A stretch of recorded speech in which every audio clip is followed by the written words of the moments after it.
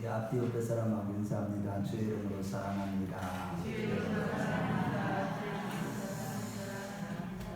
이제 코로나 이 4단계가 계속적으로 이어지고 있어서 물론 이제 교회들의 성도들이 다 나오지 못하고 있고 또 교회들마다 성도들의 믿음이 많이 식어지는 그런 시대를 살아가고 있습니다.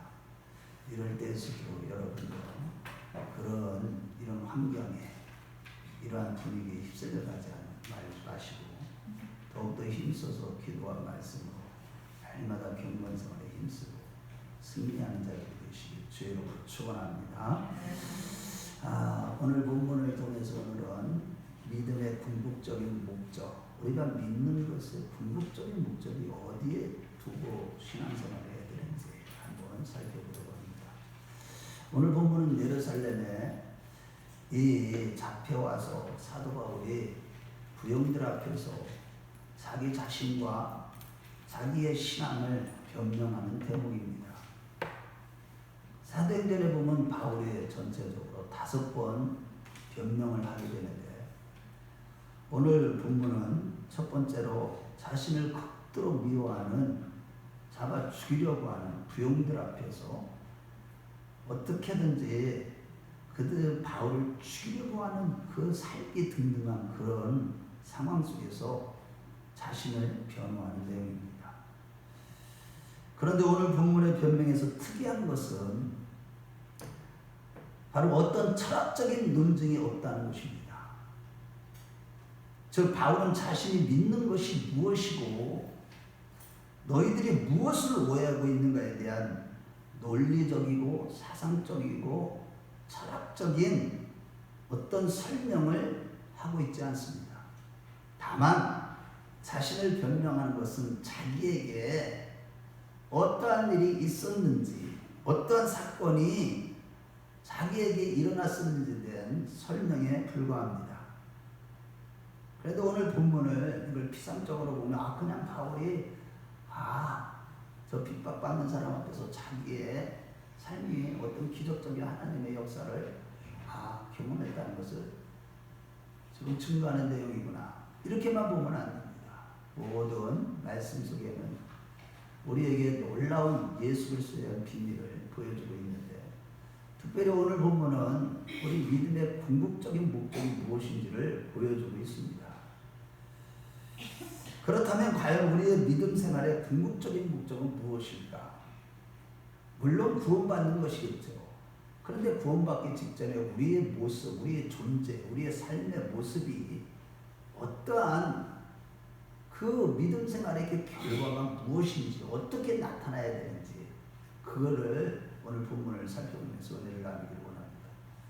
첫째로 하나님만이 나의 모든 존재와 인격과 모든 삶의 절대 권위자가 되는 것입니다.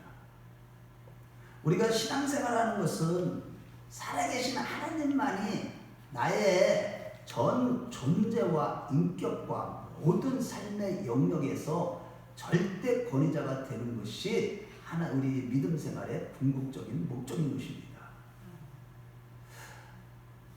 내가 만일 신앙생활을 그렇게 오래 했다 할지라도 내 존재에 대해서 그분이 절대 권위자로 또 나의 모든 삶의 영역에서 가정에서나 집에서나 직장에서나 언제나 어디서나 무엇을 하든지 항상 그분이 나의 절대 권위자로 그분이 인정되고 그분이 존재하고 계시냐는 겁니다. 이러한 차원에서 바울은 자기를 죽이는 자들 앞에서 자기가 믿는 것이 어떻게 또 옳은가 하는 데는 전혀 어떤 의도도 없고 자기에게 무슨 일이 일어났는가에 대해서만 증거한 거예요. 바울은 자기를 잡아 죽이려고 하는 부형들 앞에서 나는 원래 당신들과 똑같은 사람이었다고 합니다.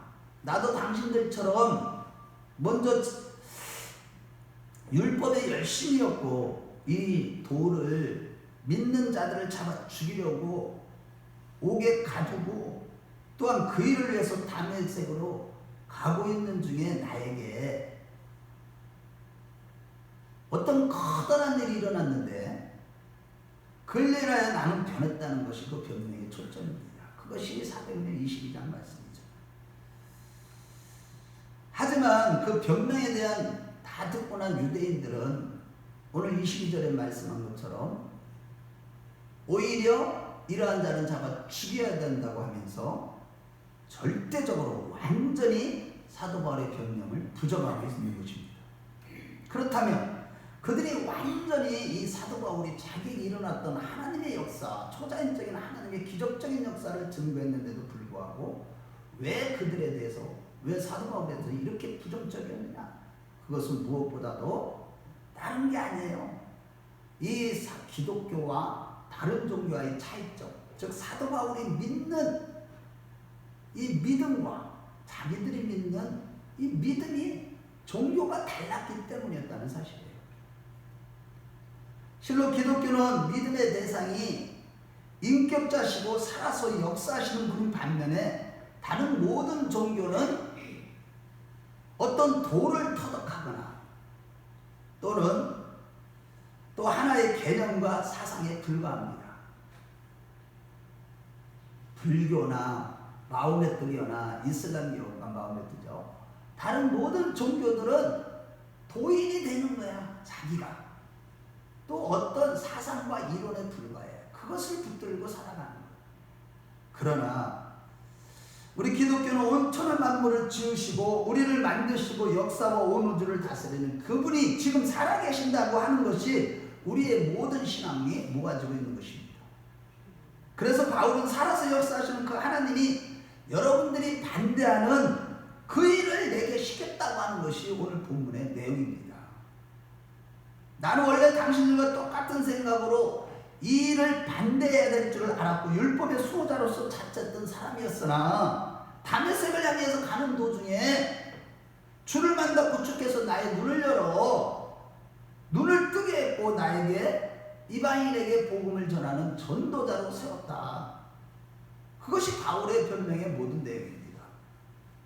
곧 자기의 지금의 모습으로 살아가게 하신 것은 내가 이방인의 사도가 되어서 너희들이 그렇게 싫어하는 이방인들에게 너희들에게만 허락된 복음을 전하게 된 것은 하나님이 하셨고 하나님이 나를 이렇게 만드셨고 하나님이 이렇게 이끄셨다라는 것이죠. 그것이 전부예요. 그가 이렇게 변명할 수밖에 없었던 것은 하나님이 만유의 주인이시고 하나님의 명령만이 유일한 권위를 가지심을 다메섹 도상에서 초자연적으로 경험하고 알았기 때문이었습니다. 그러니 바울은 더 이상 아무런 식의 변명이나 무슨 증거를 제시할 필요가 없어요. 살아계신 하나님이, 절대자이신 하나님이 그렇게 하셨다는데 무슨 변명, 다른 변명이 있고 뭐가 옳고 그름을 얘기할 필요가 무엇이 있겠습니까? 우리도 크든 작든 모두가 다 이러한 하나님을 만나는 초자연적인 역사가 있기 때문에 오늘 이 자리에 있었기 때문에 와 있는 줄로 믿습니다. 아멘. 이러한 살아계신 하나님에 대한 증명은 사도행전 17장에서도 나오는데 바울이 2차 전도여행 때 아테네에 가서 그리스인들에게 복음을 전할 때 그때도 이러한 일이 있었습니다. 그는 그리스인들의 종교관과 기독교 종교관의 가장 중요한 이 차이점인 신관을 가지고 얘기하고 있습니다. 매사에 종교적이었던 그리스 사람들에게 바울은 참으로 신이 있다면 창조하는 능력이 있어야 할 것이고 스스로 부족한 것이 전혀 없고 또한 그분이 모든 것을 주관하시고 이끌으셔야 되는 것이 아니냐. 하지만 너희는 어찌하여 신이라고 하면서 그 신을 너희 손으로 먹이고 입히느냐. 만약에 참 신이라면 마땅히 신이 사람에게 필요한 것을 주는 이에 맞고 어떻게 인간이 신에게 필요한 것을 공급하는 역행을 하고 있느냐라고 변론합니다. 그렇습니다, 여러분. 당시의 그리스인들에게는 제우스나 아폴로라는 신들을 비롯하여 많은 신들을 섬기고 있었는데 그 신들은 인간과 조금도 다를 바가 없었고 오히려 인간으로부터 자기의 필요한 것들을 뺏어가는 악한 신이었습니다. 그래서 바울이 너희들이 믿는 신이 참신이라면 스스로 결정권을 가지고 인간보다 지혜로운 판단과 앞날을 준비하고 역사와 개인에게 그쪽에서 가르치는 뜻과 권위로서 인간을 인도하고 또 요구하며 명령해야 될 것이 아니냐라고 한 것입니다. 그 사도행전 17장 24절에 우주와 그 가운데 있는 만유를 주신 하나님께서는 이라고 하면서 신이라면 천지를 창조하시는 하나님으로서 만유의 주제가 되셔서 모든 것을 주권적으로 이끄시고 주관하시고 섭리하시고 명령하고 모든 피조물들을 인도하고 모든 필요를 채워줘야 하는 것인데 어찌 너희들이 믿는 신은 인간이 집을 지어줘야 하고 그 신에게 필요한 것을 줘야만 되느냐 이렇게 말한 거예요. 그러면서 사도행전 17장 25절에 신이란 무엇이 부족한 것처럼 사람의 손으로 섬김을 받는 것이 아니뇨. 하나님 절대자 하나님이 티끌인 피조물에게 무슨 뭐가 부족해가지고 섬김을 받는 그런 신이 아니뇨.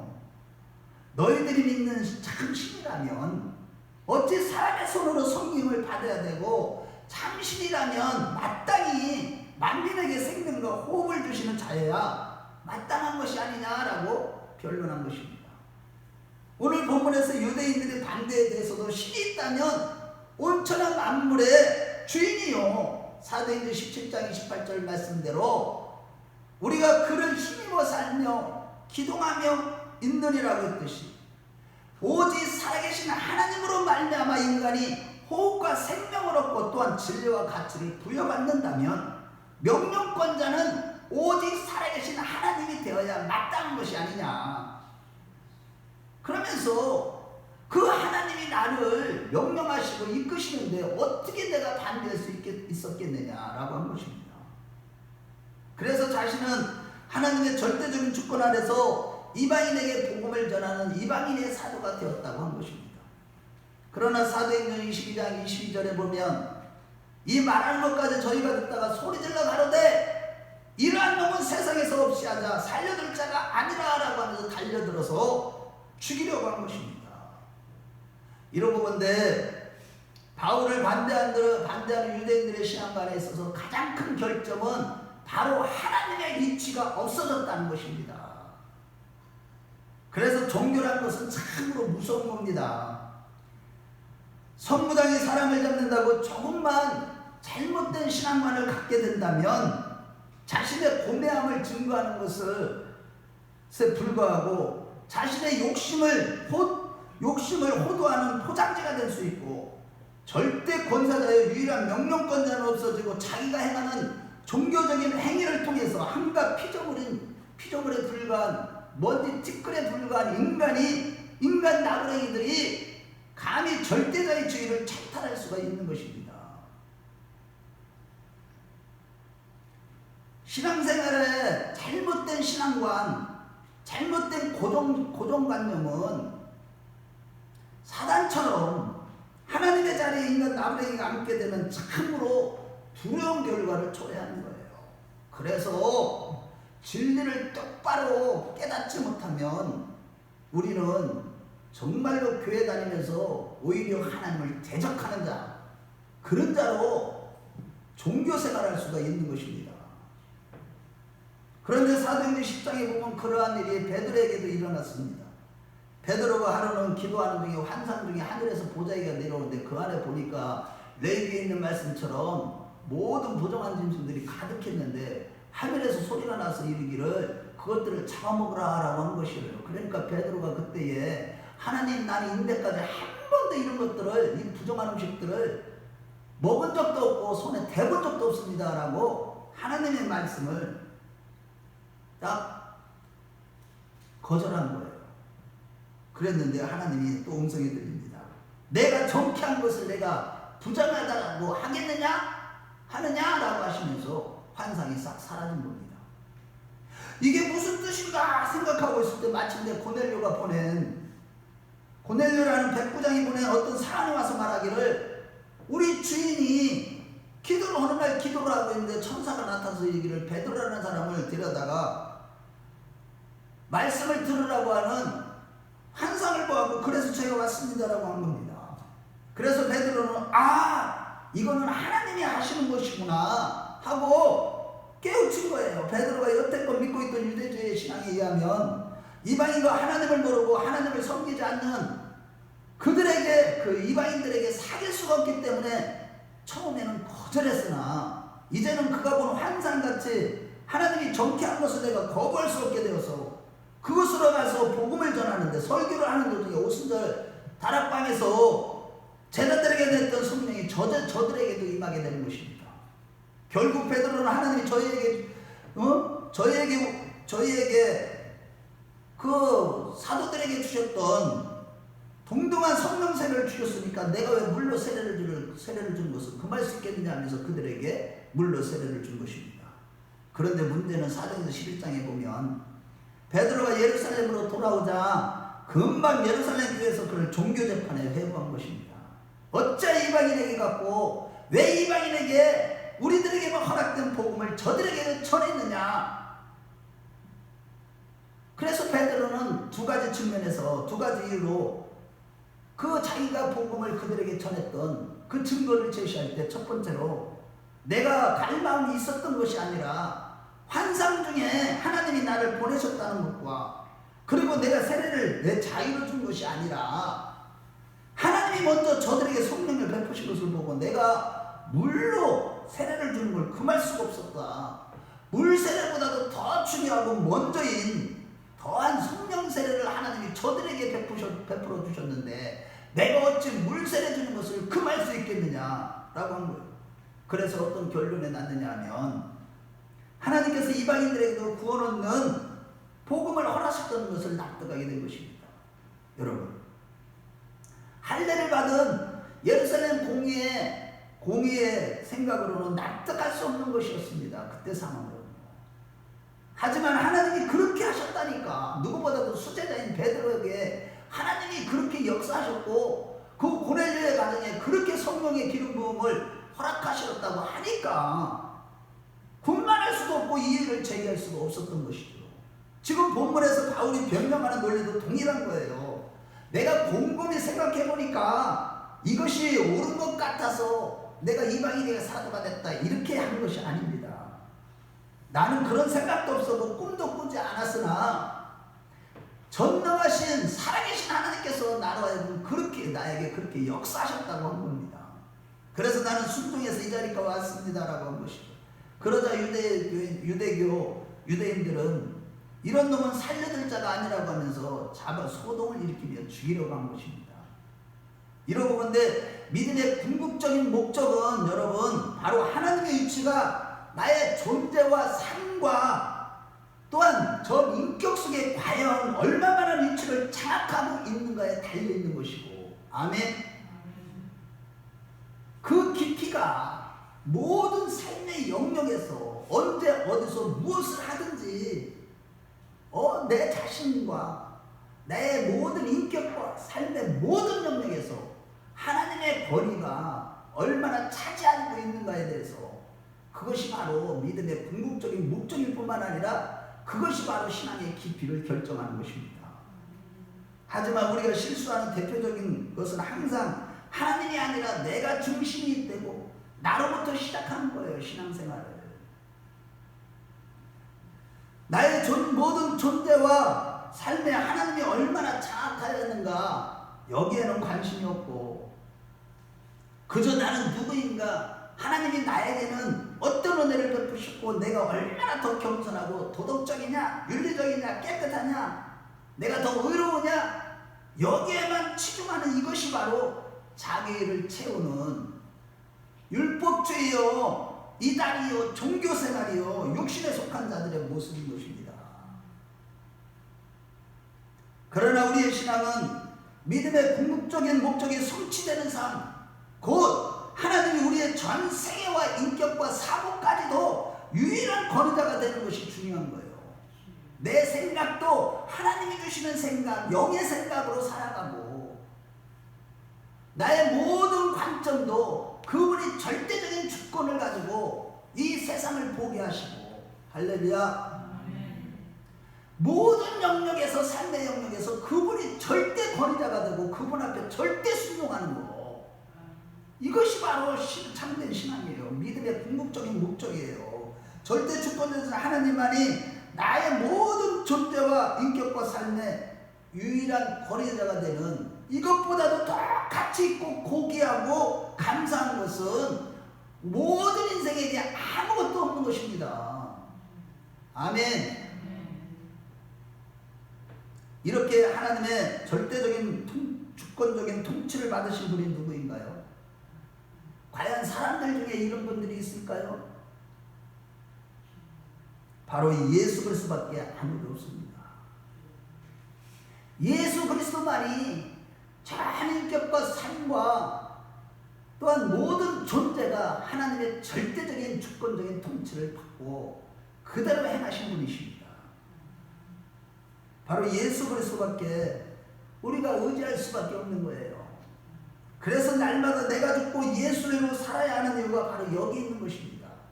우리 신앙생활을 왜 날마다 내가 죽어야 되는데, 그렇게 하면 예수로 살아야 되는데, 날마다 십자가 부활의 사건이 나의 삶 속에서 매 순간순간마다 일어나야 하는지, 우리는 끊임없이 내 자신을 쳐서 그리스도께 복종해야 되는 것입니다. 정과 욕을 십자가에 못 박고 주 예수 그리스도로 옷 입는 그런 신앙생활을 해야 되는 것이죠. 말씀으로 충만한 삶을 살 때, 즉 예수로 완전히 옷 입는 그런 신앙생활을 할 때 정과 욕을 날마다 쳐서 복종시키고 죽이고 주 예수 그리스도로 옷 입는, 즉 말씀으로 날마다 무장하고 말씀을 먹고 읽고 듣고 지키며 말씀으로 살아가는 이런 사람이 될 때에 하나님의 절대 주권적인 통치를 받게 되는 것입니다. 우리 모두 이러한 자들이 다 되시길 주의 이름으로 축원합니다. 정말로 하나님이 우리를 완전히 장악하는 자가 되어야 돼요. 여러분도 그렇지 않으면 우리는 믿음 생활 실패합니다. 우리 모두 철저하게 주님 앞에 붙잡힌 바 된 그것을 잡으려고 달려가는 우리 모두가 되었으면 좋겠습니다.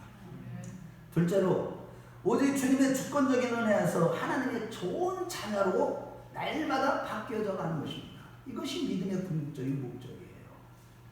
그래서 사도 바울은 고린도 교회에 편지하면서 고린도전서 1장 4절에 그리스도 예수 안에서 너에게 주신 하나님의 은혜를 인하여 내가 너희를 위하여 항상 하나님께 감사한다고 한 것입니다.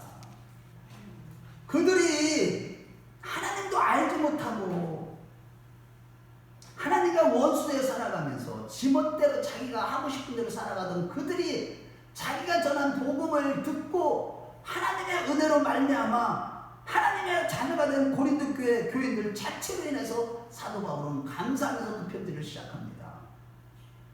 예수 안에서 저들의 존재가 하나님이 유일한 권위자로 여기는 하나님의 자녀가 된 것이 감사의 전부였습니다. 그러면서 고린도서 1장 9절에 너희를 불러 그의 아들 예수 그리스도 우리 주로 더불어 교제케 하시는 하나님은 미쁘시도다 라고 하면서 하나님을 찬양하는 것이 대표적인 성경의 감사인 것입니다. 그렇습니다. 우리가 신실하신 하나님의 절대 주권적인 은혜로 하나님의 자녀가 되어서 주님과 친밀한 교제를 누리면서 영육간의 풍성한 삶을 살아가는 것이 믿음의 궁극적인 목적임을 믿으시면 아멘 하시기 바랍니다. 불신자는 하나님과 하나님의 주권적인 통치를 절대 모르나 신자는 하나님의 계시의 은혜로 절대 다시 당신을 열어 보여주시는 거예요.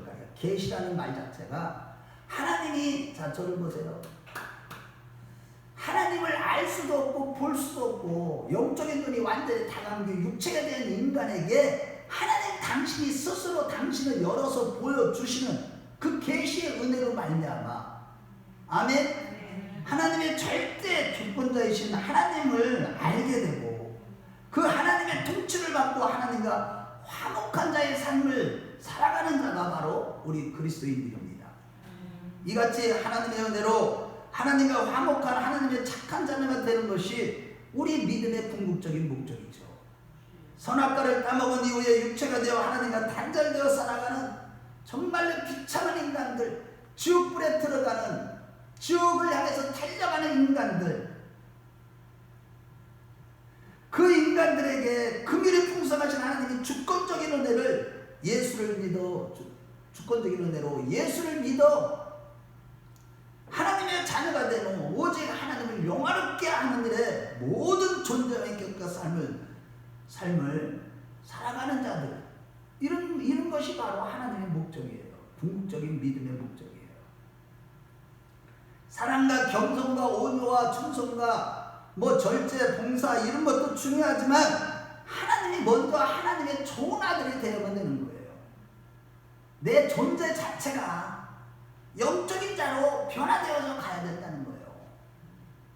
그저 율법의 행위로 모든 말씀을 지식으로 받아서 자기를 내놓는 종교생활하는 육적인 자들이 아니라 항상 하나님의 말씀을 성령으로 받아서, 영으로 받아서 생명이 되어서 날마다 하나님의 더 좋은 자녀로 날마다 변화되어져 가는 것, 그것이 우리의 믿음 생활하는 궁극적인 목적인 것입니다.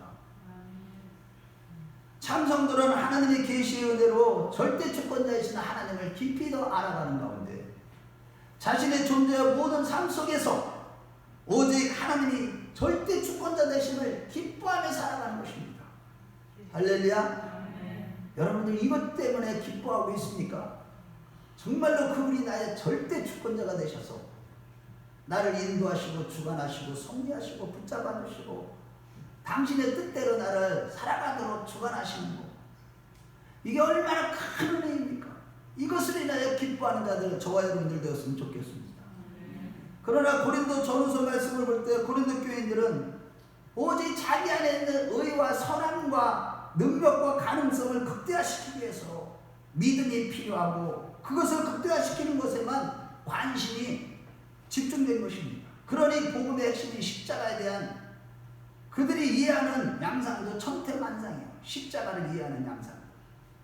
나는 그래도 예수 그리스도의 생명을 주실만 하니까 주님께서 나를 위해서 십자가에서 돌아가셨다라고 고백하는 거예요. 다시 말해 자기 의로 가득한 그들은 스스로 구원을 얻을 가치가 있으니까 구원해 주셨다고 생각하며 예수 믿는 것을 자랑으로 여긴 것입니다.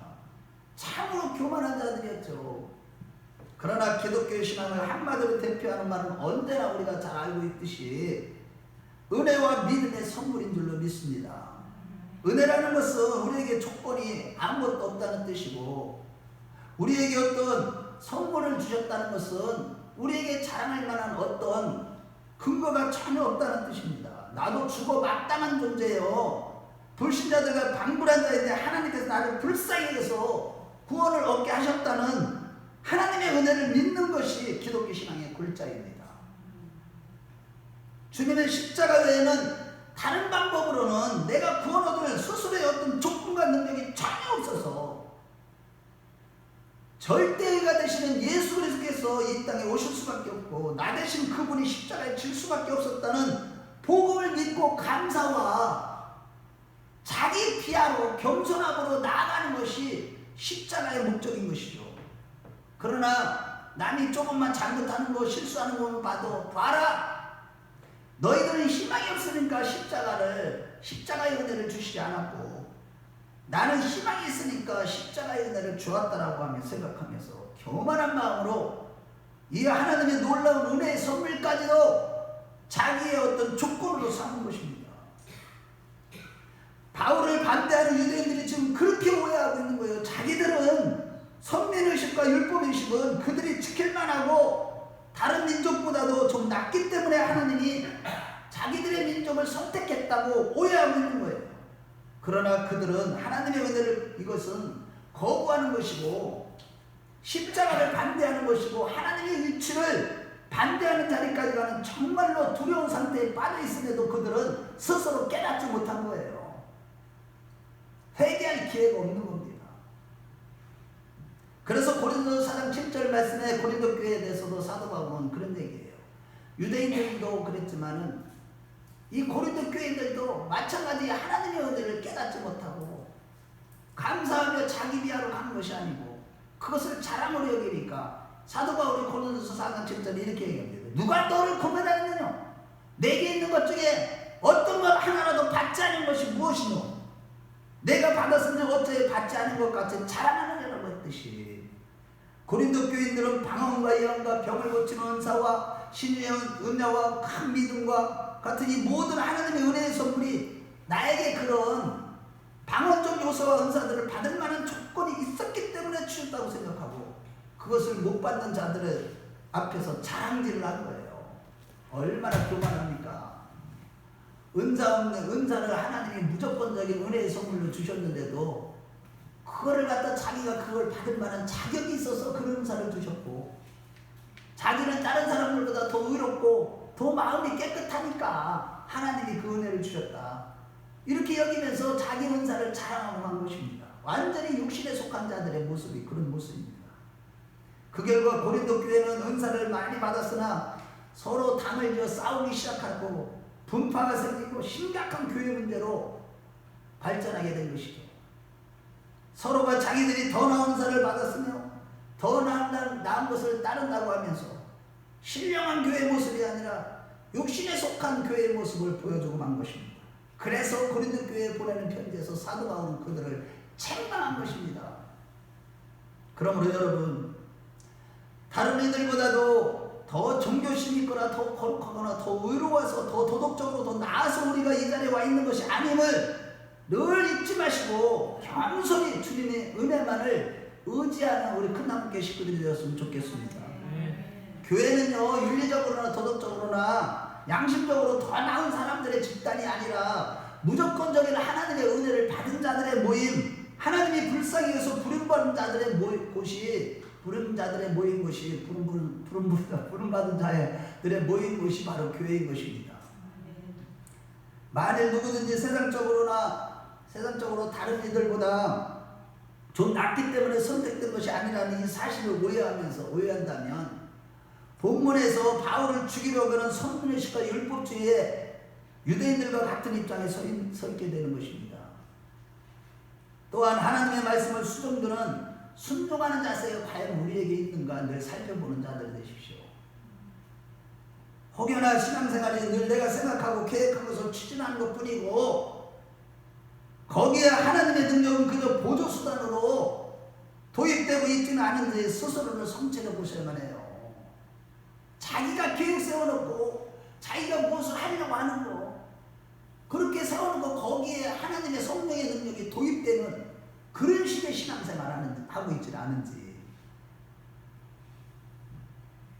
내 뜻대로 살던 인생에 하나님이 간섭하셔서 하나님의 명령이 떨어지자 모든 것을 다 집어던지고 여태껏 살아왔던 길과 전혀 다른 길을 걸어가는 말씀에 절대 순종하는 그런 신앙이 나에게 있는지를 늘 살펴보야만 하는 것입니다. 하나님의 명령 하나 때문에 순종하는 변화된 삶을 사는 것이 나에게는 과연 얼마나 있는지를 살펴봐야만 하는 거예요.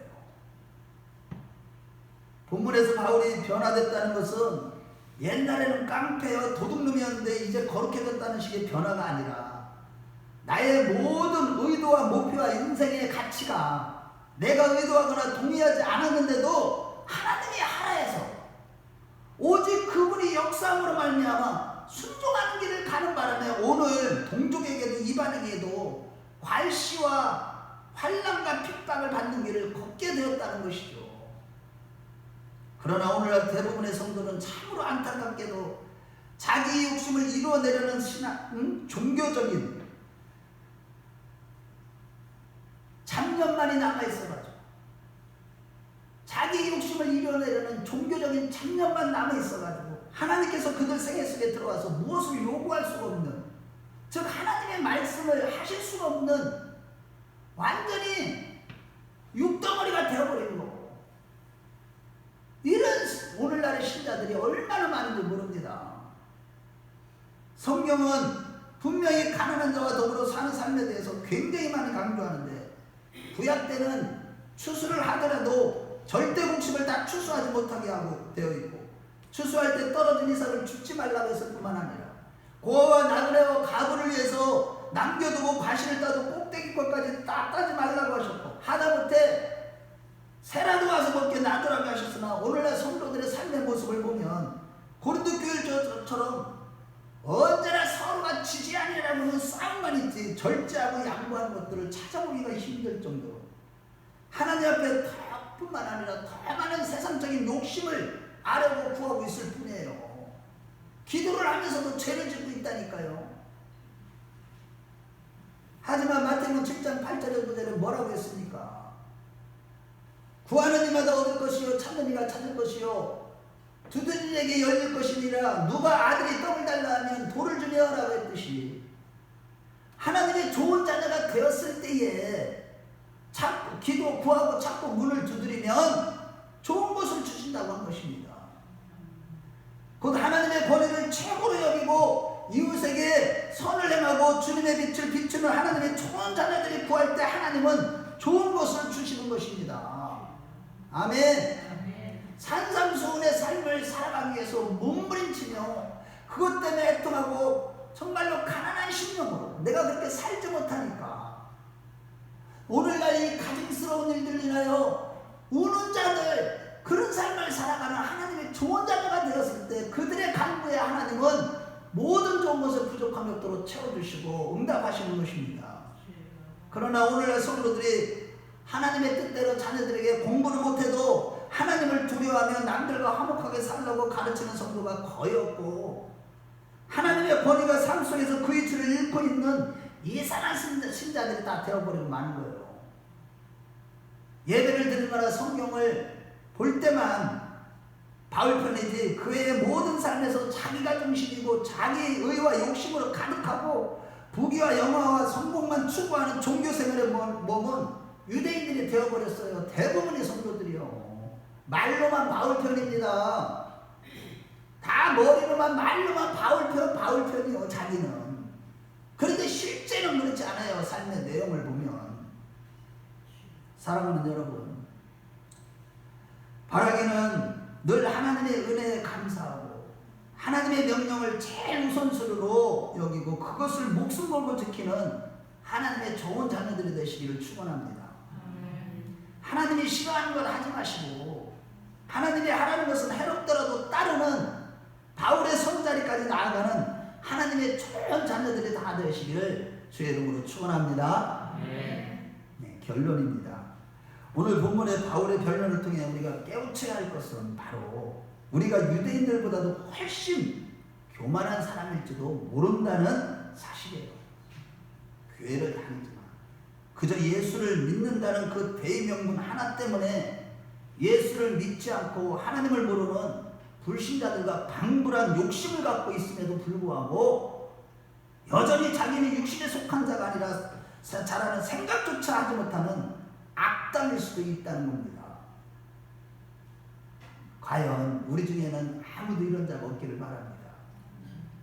영에 속한 하나님의 자녀답게 날마다 내가 새롭게 변하지 않고 있으면서도 주일마다 한 번씩 교회에 와서 설교를 듣는 것으로 우리의 신앙을 점검하는, 때우는 그런 위험성이 너무나 크다는 것이죠.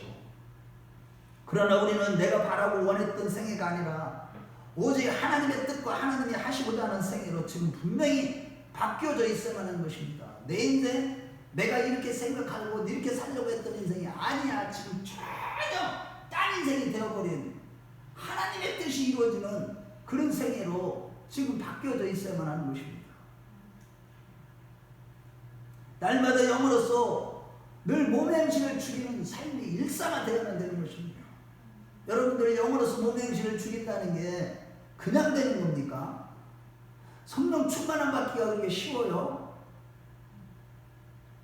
여러분들이 철저히 회개하고 나를 쳐서 그리스도께 복종시키는, 자기를 부인하는 십자가를 지는 삶을 살아갈 때 하나님이 하나님의 영을 부어주심으로 우리가 몸의 행실을 죽일 수가 있는 것입니다.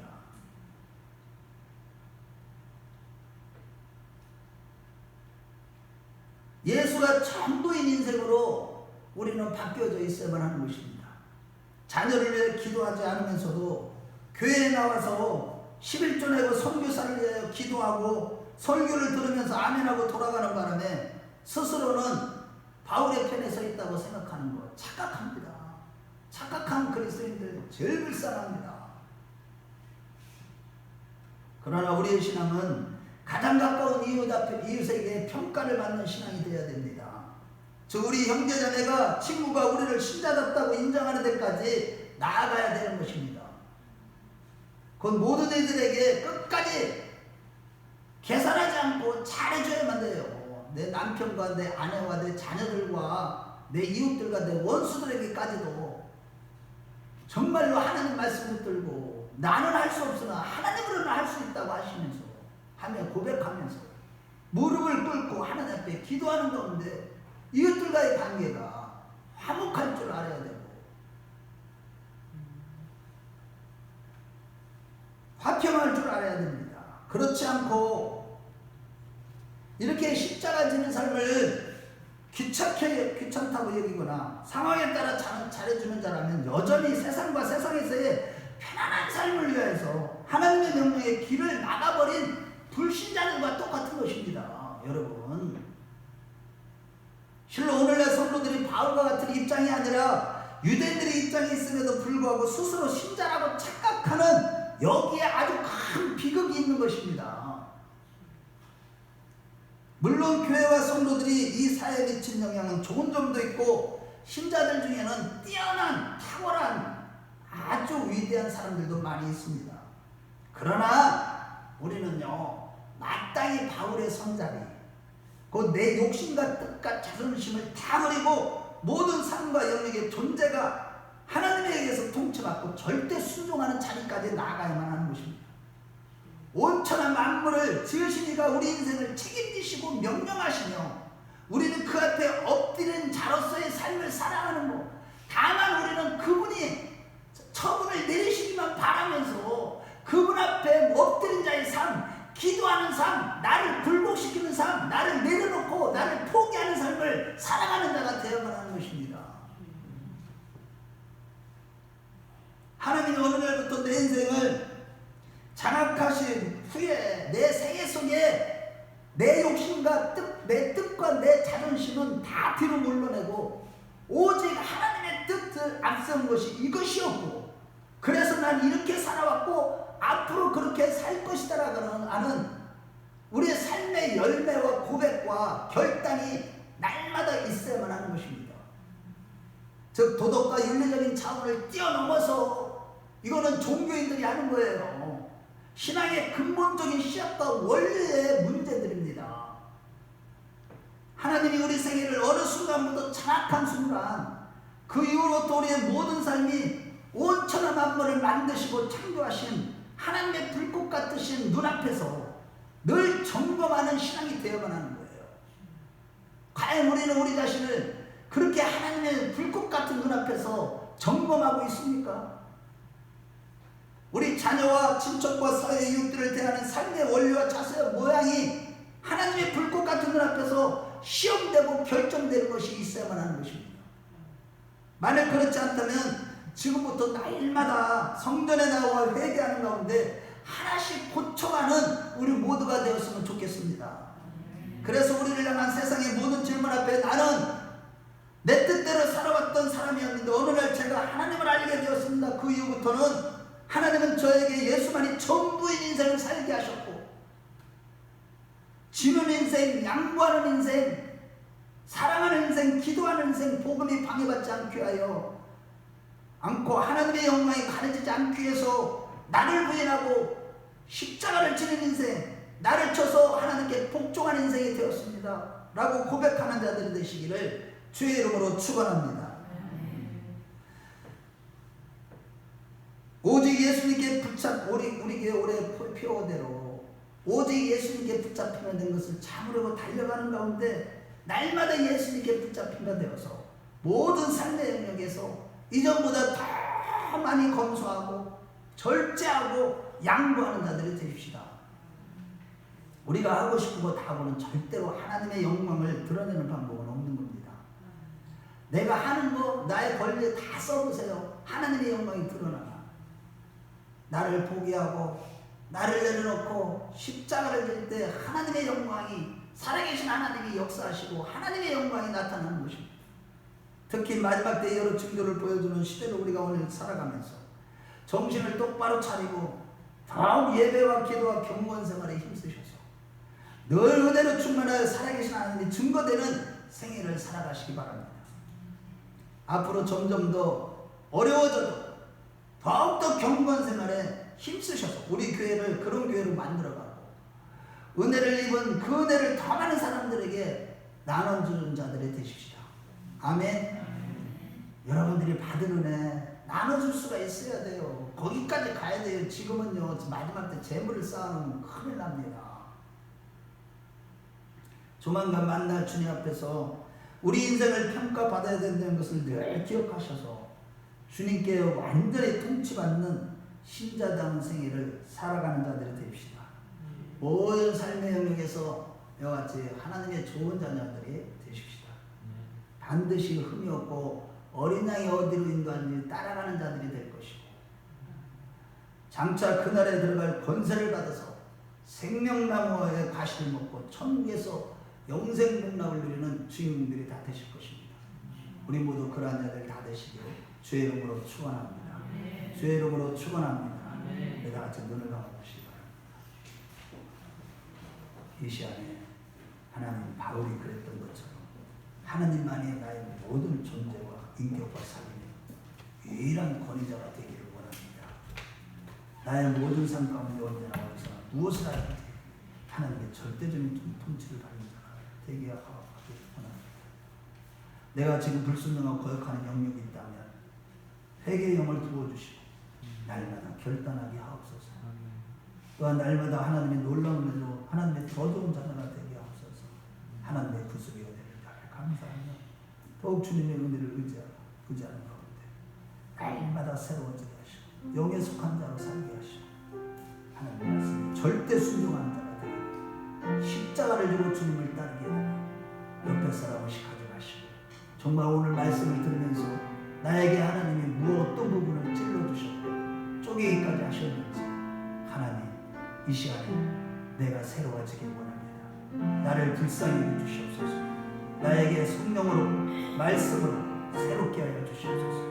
정말로 절대 주권자인 하나님의 통치를 완전히 받기로 하옵소서. 우리 주의 한번 부르고 간절하게 기도하겠습니다. 주여